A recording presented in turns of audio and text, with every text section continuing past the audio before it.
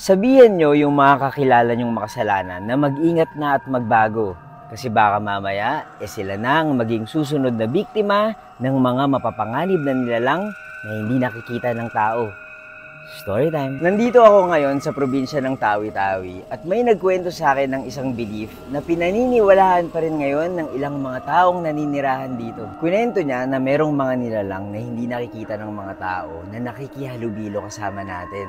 Ito ay tinatawag na mga syaitan. Sa Islam, ang ibig sabihin ng syaitan ay demonyo o mga evil spirits at nandito raw sila sa lupa para ilayo ang mga tao sa kabutihan at gumawa sila ng mga kasamaan. Ako nga pala si Buji at mahilig ako mag-storytime. Kung di nyo pa ako pina-follow i-follow nyo na ako. Ang sabi ng nakausap ko, ang madalas daw na binibiktima ng mga syaitan ay ang mga taong may hina ang loob.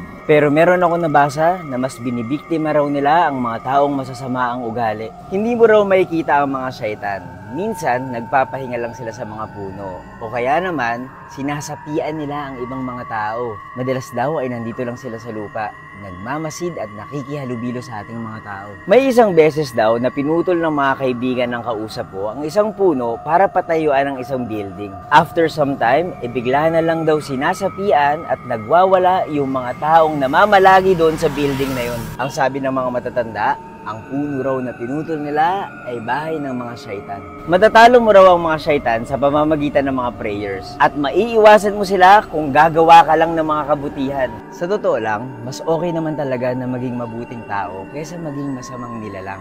Kasi baka mamaya, ikaw na ang maging susunod na biktima ng mga syaitan.